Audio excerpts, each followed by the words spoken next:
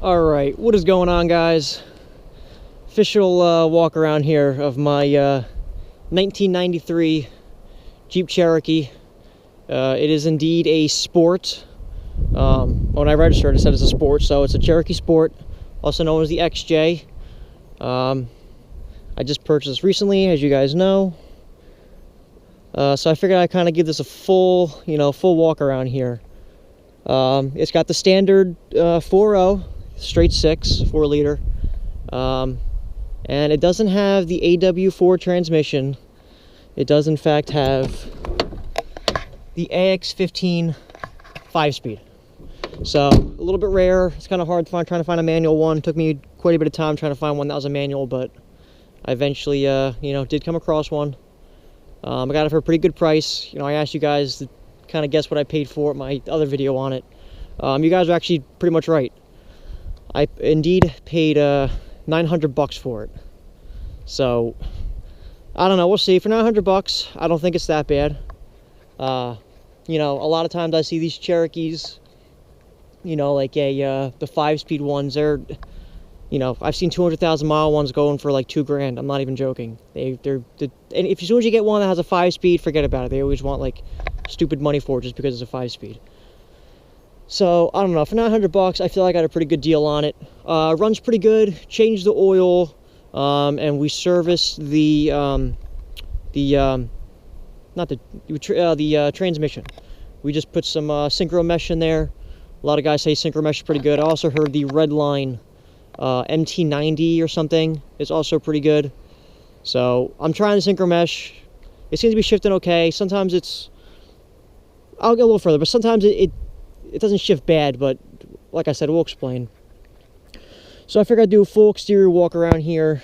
As you can tell, well, some of you guys will probably tell, it does in fact have a lift on it. I believe it is a 3-inch lift. That's what he told me it was, and it looks like a 3-inch lift to me, so I'm pretty sure it's a 3-inch lift. I think it's a rough country. That's most likely what it is. Usually rough country have like the gray shocks like that in spring, so I believe it is a rough country. The fenders here have been trimmed, as you can tell, so I can definitely get bigger tires on here. Right now I'm rocking the factory tires. I do plan on, getting tires for it and doing some other stuff to it. I'll pop open the hood here. You guys can see the motor. It's got 226,000 miles. I haven't put that many miles on it. Oh, the hood doesn't want to open. There we go. I haven't put that many miles. I probably got maybe 150 miles total on it that I've driven it, so I don't really have that much on it, but I don't know where I'm going to put you guys. Sorry, that's the view you're getting. But there it is, the 4.0. She's definitely a leaky girl. If you look, there's just oil caked all over this thing.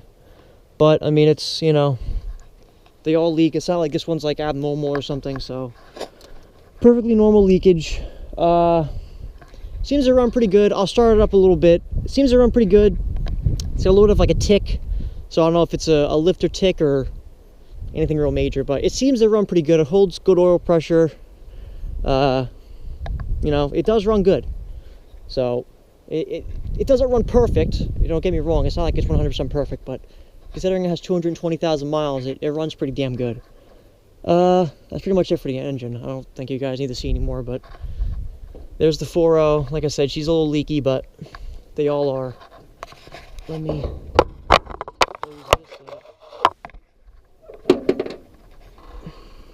you don't have to see it, but one thing that I noticed with this is it had a little bit of blow-by in the air box. When I changed the air filter, it had some oil in there. I heard that's kind of a common issue. It has to do with the CCC or CCV valve or something, which is like an early PVC. I forget, but so I don't know if it has that issue going on or if I have some blow-by with the motor. It was burning a little bit of oil when I had it, but whoever had it, I think it's still back here. Yeah, here it is. They put 5W30 in there. So I took that out. I put 10W30, the proper oil. And once you put that in, it seemed to it seemed to go away. So I don't think it's burning oil, which is pretty good. But it might get a little bit of blow by through the airbox, which is a common problem. So we'll have to see. You know, time will tell, you know, how well this thing's going to hold up. But as you saw on the back, the interior's gutted on it. Why is this? He's got all the doors locked? Okay, well, my doors are locked. I never did not know that. But as you can see, the interior is gutted here. You rip the carpets out. I do want to, like, rhino line the inside or bed coat the inside. Something to do. I want to do something with the inside of it. Try to, you know, protect the floor pans. It has new floor pans. We'll go underneath. That's the only real rust on it, is on the rocker right here.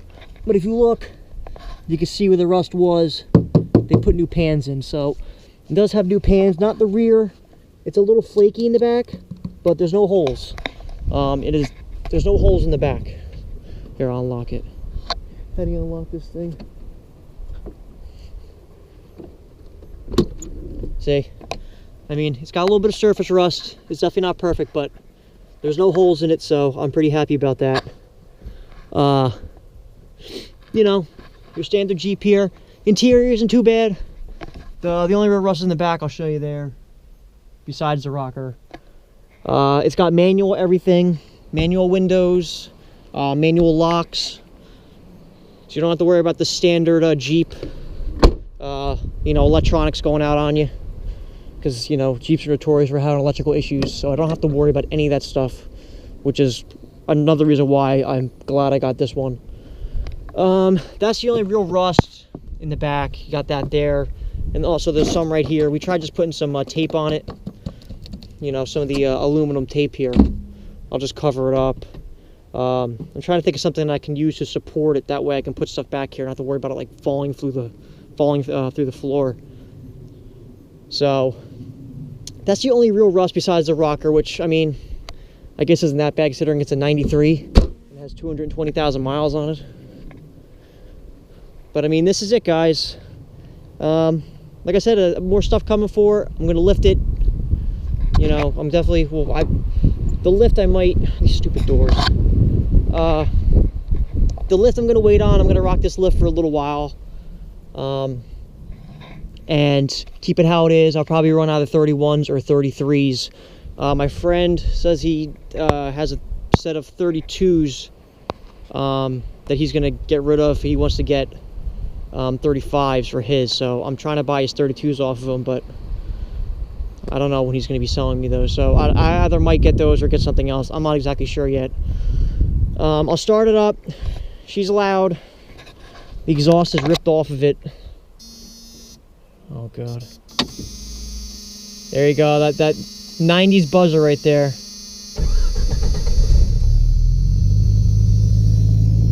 But if you look, it holds good oil pressure, doesn't overheat, battery's good, the voltage.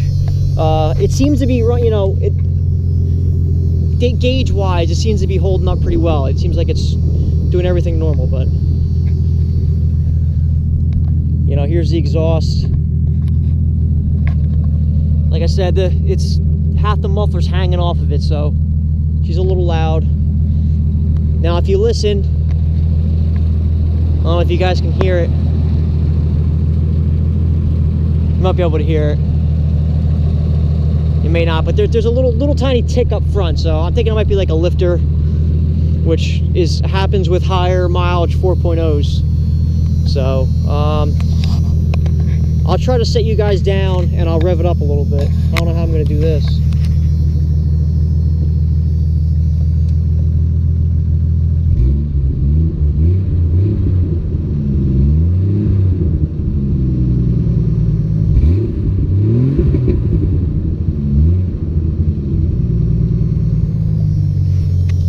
All right, there you go. She runs a little rich, I think, too. I think there's a fuel issue with it because it likes to backfire. And also, if you keep starting it all, like turn it off, turn it back on, turn it off, turn it back on, it doesn't want to start back up. Sometimes it gives you a little bit of difficulty starting up. So I'm thinking there's some type of, turn that off. I'm thinking there's some type of fuel issue somewhere. Oh, shut up. Some type of fuel issue somewhere with it. So, well, something, you know, we'll have to see. Play it day by day, year by year, and kind of see what happens with it. Also, another thing with the fuel is when you first start it up, you gotta like let it warm up for like a minute. If you just like start it going gear, it stalls right out. So it has there's some type of fuel issue, whether it's a clogged filter or something. You know, I'm not really sure. We'll find out, but I'm literally just starting to dig into it. But so far, anyone that's driven it has looked at it. Everyone said so far seems to be pretty decent, so I'm pretty happy with it. You know, I'll have some off-roading videos with it for sure. I mean, I actually might try to do a little off-roading today. I was going to go down there. There's a big puddle. I'm by myself, and, you know, I don't know this Jeep well enough to be really off-roading by myself. So, if any off-roading, I'm going to be with people. I'm definitely not going to be by myself. Because, you know, I'm not used to driving a stick. I'm just learning how to drive stick. So, between me learning how to drive stick, me not knowing the vehicle, not having mud tires or anything, you know, I don't do anything too crazy. I'm kind of just do a little bit of trail riding, kind of just get used to it, get a feel for it. But, you know, I'm definitely going to start off-roading this thing. I wanted to kind of get some things situated first, like I said, you know, with the oils and stuff. Transfer case is good. The guy checked the transfer case, said the fluid looked good, so I'm not going to worry about that. I think my axles are pretty well. I could always check the fluid on my axles, see how that is, but, you know, it's not like the axles aren't making noise. It engages the four-wheel drive, so I'm not really too worried about the axles right now. It seeps a little bit. Another thing I forgot to mention, it doesn't have the Dana 35. It has the 8 1/4 rear, which is pretty good. I'm glad I had the 8 1/4 over the Dana 35. Apparently this year for the Cherokee, the 8 1/4 it's not that much better than the Dana 35, but it's still better, so I'll take it. You know, it's for me to run 33s, it should be no problem, which I eventually would like to run. Originally, I wanted to run a 4.5-inch lift at 33s. So right now it's a 3-inch lift. I'll probably run 31s, but you know, the 8 1/4 should hold up for the size tires and lift that I want to do. But I mean, that's pretty much it, guys. Oh, I don't know if in case you didn't see my other video, my famous horn here.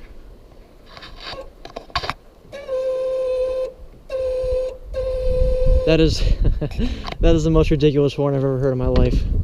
So that's another thing maybe we'll have to look at. The radio stopped working. It worked when I got it, and then just out of the blue it just stopped working. So I don't know what caused the radio issue. I just took it out for now. It's sitting in the back seat. So that's another issue we'll have to figure out.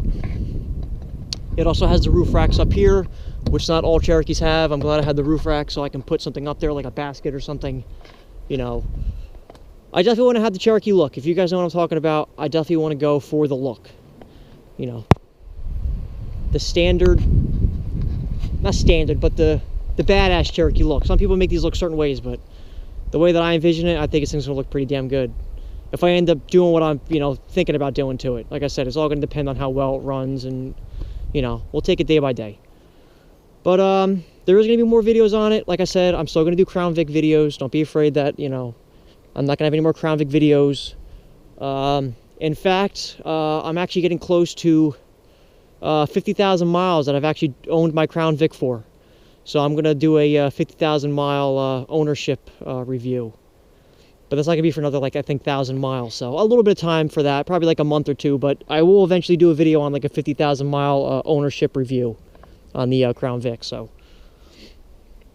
all right, guys, that's pretty much it. Let me know what you guys think. Like I said, for 900 bucks, I think I got a pretty decent Jeep here. Another thing, the rear wiper does work. Doesn't spray, but it does work. Actually, I don't know if this even has a sprayer. I'm not sure. But it does work. So I actually have a rear wiper, which a lot of times those break. So I'm pretty happy about that as well. But that's it. Let me know what you guys think. Like I said, you think it's worth 900 bucks? You think it's a piece of junk? Let me know down below. I'll see you guys in the next video. Make sure you guys like, comment, subscribe, and take care.